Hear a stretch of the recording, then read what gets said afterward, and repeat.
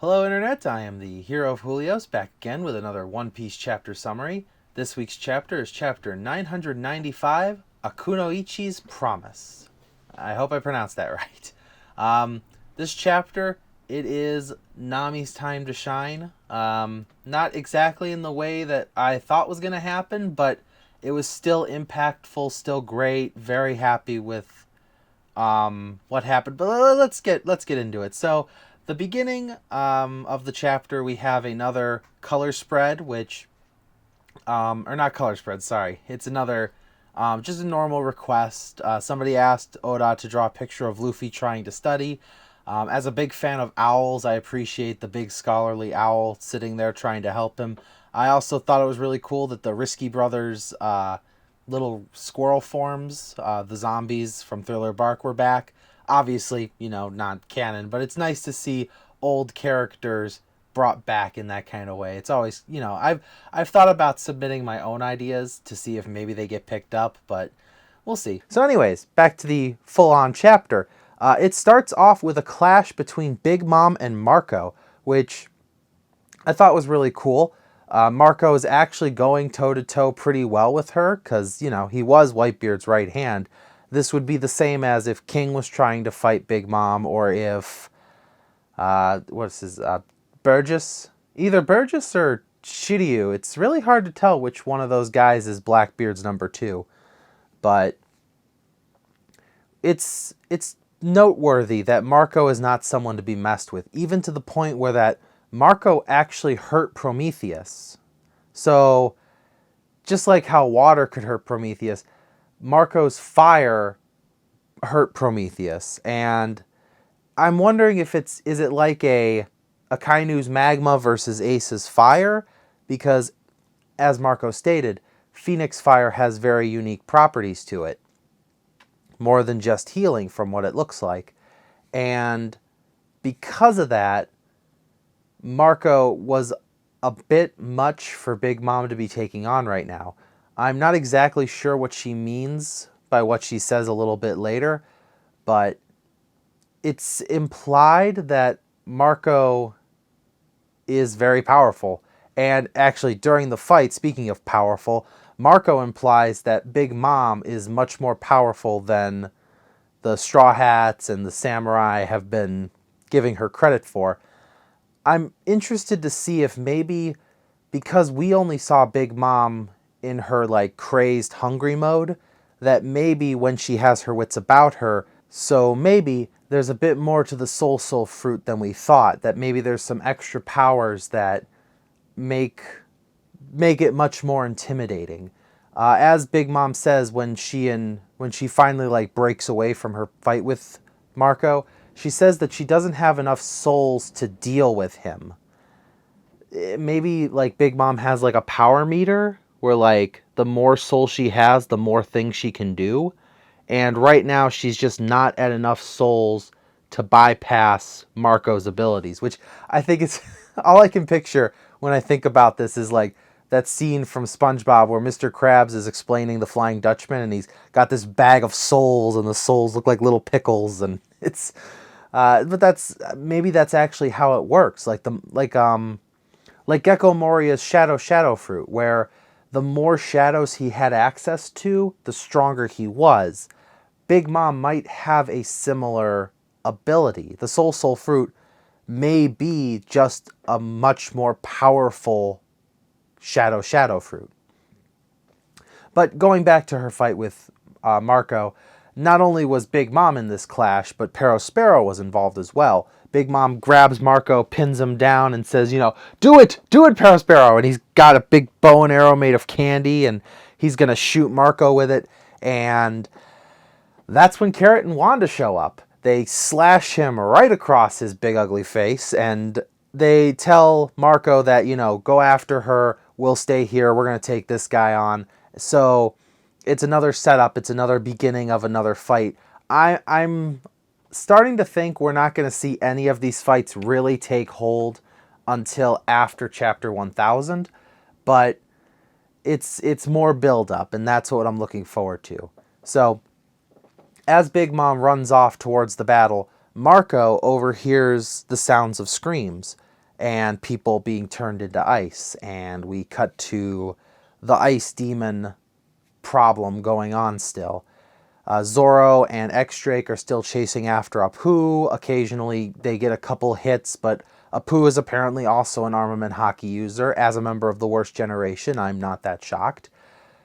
But he's still getting away from them, and the situation is getting more and more dire. There is good news, though. Apparently, Brook, once again MVP of the Straw Hats, he is immune to the disease, because apparently the disease starts from your flesh, goes into your blood, and continues on from there.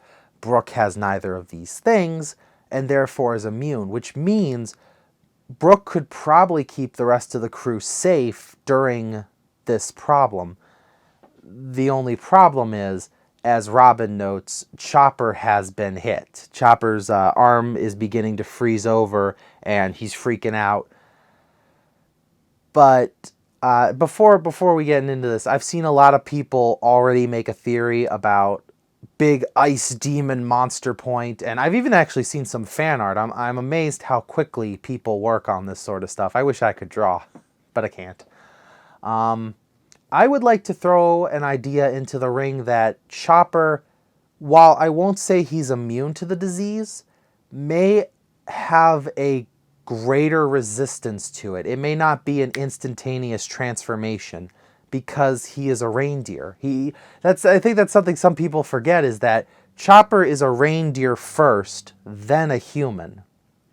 So his natural immunity to cold, just from the evolution of being a reindeer, may actually protect him from the effects of this ice demon disease long enough for either Chopper to figure out the cure or for Marco to come along and start healing people. If it turns out that Marco has the ability to cure people of this disease with his Phoenix Flames, this may be what wipes Marco out and keeps him from being a power player in this fight. He may have to use up his energy to heal everyone, and then from there, it's going to be a wait out the clock until Marco is strong enough to fight again, which may result in Queen having the upper hand for a while, because we see in the next couple panels, Queen's actually looking at the wanted posters of the Straw Hats, and even, talking to himself, he says, Roronoa Zoro, Vinsmoke Sanji, it's probably a good idea to take out number 2 and 3 as fast as I can, which, yeah, that's actually a really smart thing to do, and Queen probably should have, done that from the start instead of caused a mass panic. But I'm interested to see this because I would really like the idea of Zoro and Sanji having to team up against an opponent. We haven't seen that. We haven't seen Zoro and Sanji working together like full-on serious since the Davy back fight. So I would love to see them doing that again. The bigger thing that got my attention with this, though, is when Queen's looking at the wanted posters, he goes, Judge's son is a member of their crew. So the reason this catches my attention isn't so much that he knew Vinsmoke Sanji and the Vinsmoke name is, famous throughout the world. It actually grabs my attention because he calls Judge by name. You don't usually, like when you talk about the president, you don't say, the president's first name. You say the president's last name.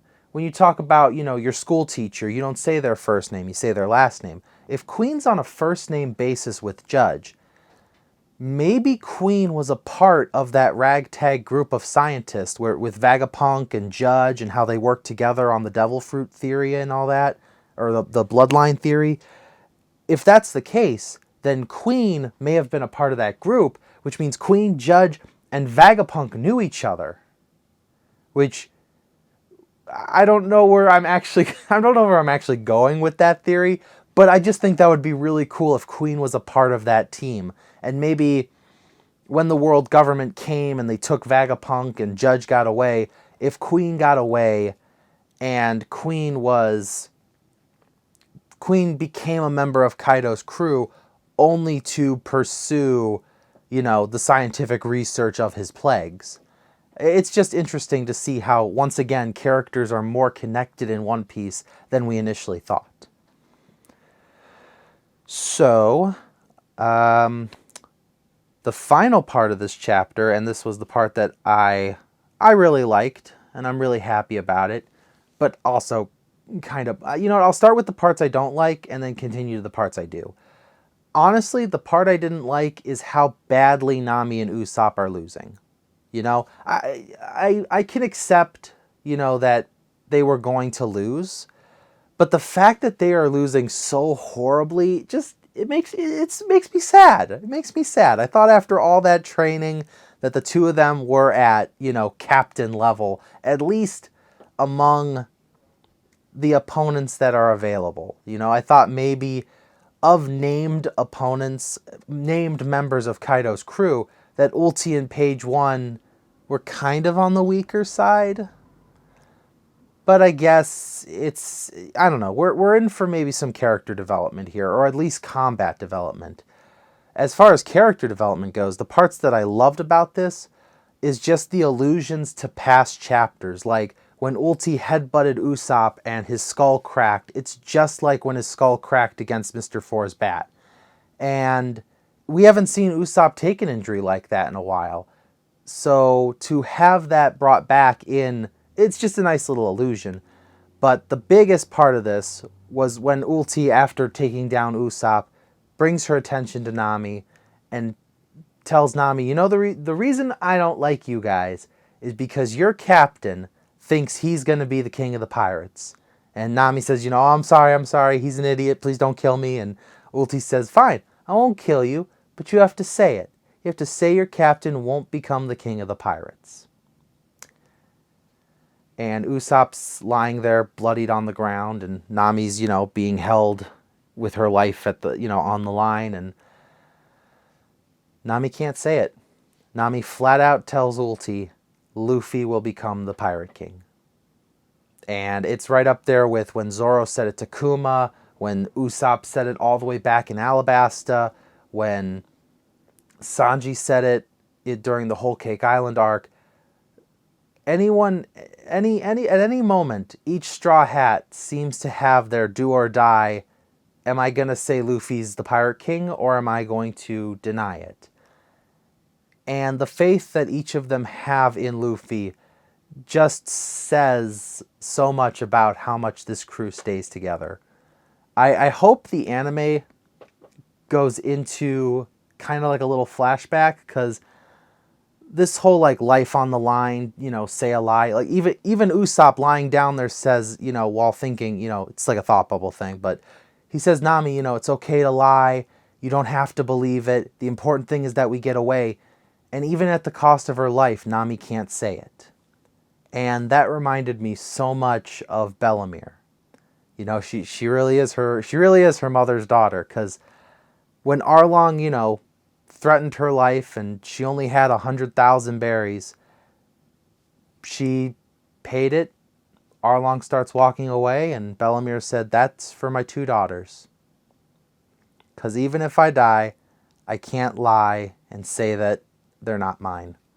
And Nami reflected that perfectly in, even if I die, I can't say that Luffy is not going to become the king of the pirates. So Ulti, takes that into account and says, wrong answer. Gets ready to headbutt, and that's when a giant lion dog comes and bites Ulti, and Tama shows up with her big pet lion dog, and so it looks like the fight's going to finally start turning in their favor. Nami and Usopp, Tama and her giant dog. A lot of people are giving this idea that she's going to give her little Kibi Dongos to Usopp, and Usopp's going to snipe all the gifters, and they're going to have their own anti-Kaido army enslaved by the all-powerful Tama. I love the idea of this 8-year-old just taking over Kaido's entire force. It's hilarious. It's funny. I find it funny. But yeah, no, I would say this was a big, powerful Nami moment, and I am very much looking forward to seeing how the anime handles it. But I'm glad Tama showed up. I was wondering how they were going to get out of it.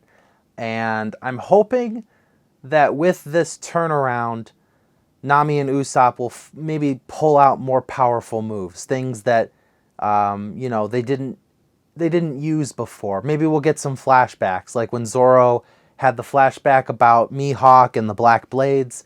Maybe Usopp will think back and Heracles will say, this Usopp is the pop green that, you should only use if you really want someone to die. And Usopp goes, oh, okay. And Usopp lets it loose, and it's like, I don't know, the mangrove tree of death or something. Or, Nami pulls out, brand new tornado temple where it's not just, two birds on a string. It's a legitimate tornado, and it just sucks Ulti up and throws her across the map.